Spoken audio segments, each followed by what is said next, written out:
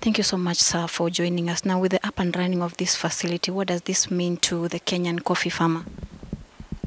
Now, what this means for Kenyan coffee farmer is that the challenges that have been there in the sector, are going to be addressed, putting the farmer at the center of it.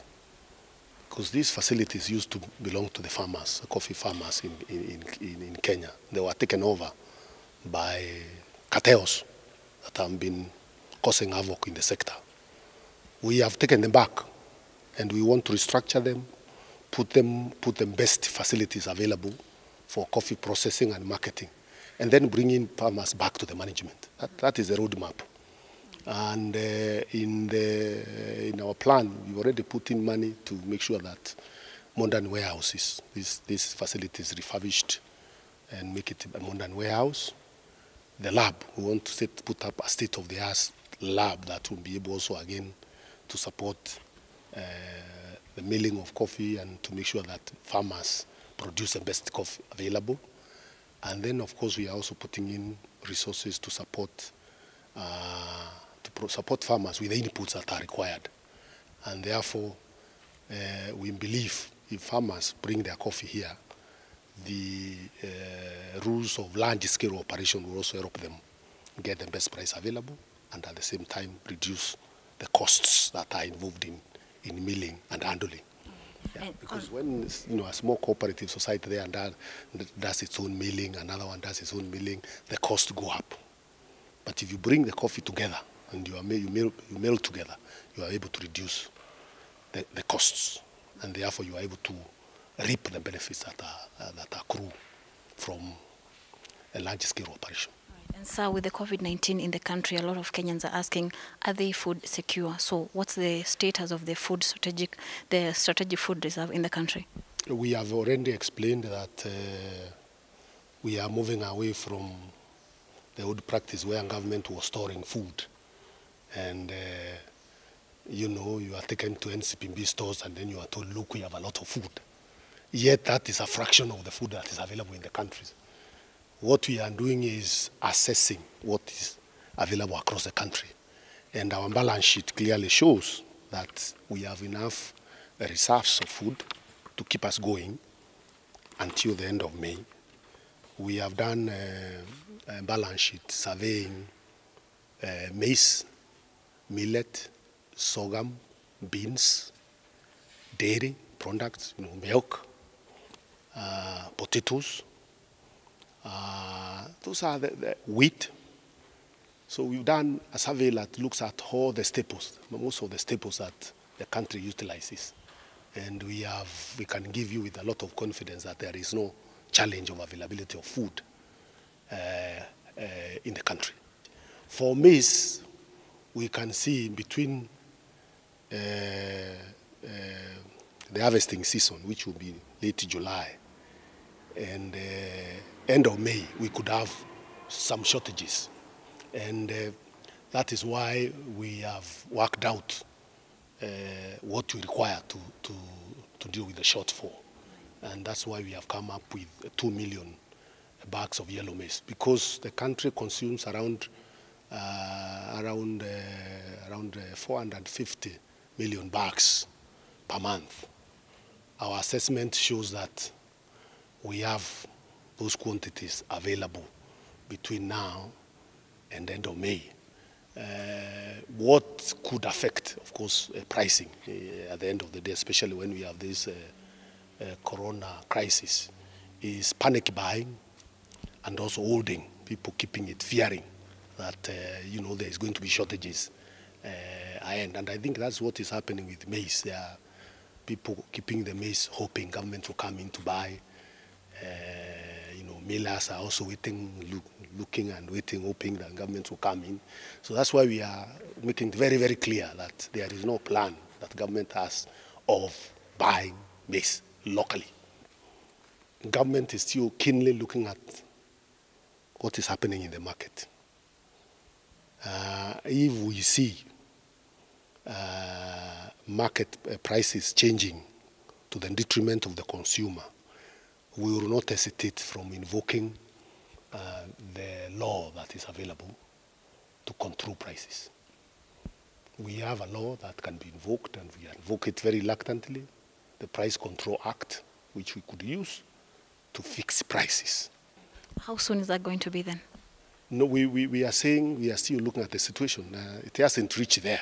We believe the importation and other measures can still stabilize the prices where we are. But in case there is an escalation, we are telling the millers, the retailers, don't take advantage of this situation. We are also asking farmers, and we want again to really make it very, very clear. As long as you observe the guidelines that have been given by the Ministry of Health, continue with your farming activities. We are asking retailers in the shops, the agro dealers, continue with your trade in your shops. Nobody, there is no order anywhere from the government that has said that shops be closed. As long as you have observed the curfew hours, when the curfew hours have arrived, you close your shop at that time. Continue retailing food, continue retailing fertilizers, continue retailing chemicals for the farmers. We're also asking the farmers, continue going to your farm and carrying out your farming activities. There is no order from the government that you close your farms. I've been told there are very overzealous administrators who have been even stopping people from going to their farms. The coffee auction was suspended. Is it still under suspension? And if so, when is it going to open? The coffee auction, I'm sure they are also going to resume quickly. We know there have been challenges in the coffee sector because there are one or two dominant players there that are also keep trying to manipulate the trading there. But we are, I wanted to also tell you, we are already also coming up with regulations on how to manage the auction, even the coffee auction. But we are also, looking to guiding these markets to completely automate. We don't think that we must continue physically going to the auctions to do manual bids. This is where corruption also takes place. That's why there has been reluctance to digitize these markets. The regulations we are coming up with will require all the trading, all the auctions to be automated. The use of technology. One way of reducing collusion is using technology, reducing the discretion, and also using technology to bring transparency. So part of the regulations we are going to bring will also be giving guidance to that. The coffee auction, I'm sure they are also going to resume quickly. We know there have been challenges in the coffee sector because there are one or two dominant players there that are also keep trying to manipulate the trading there.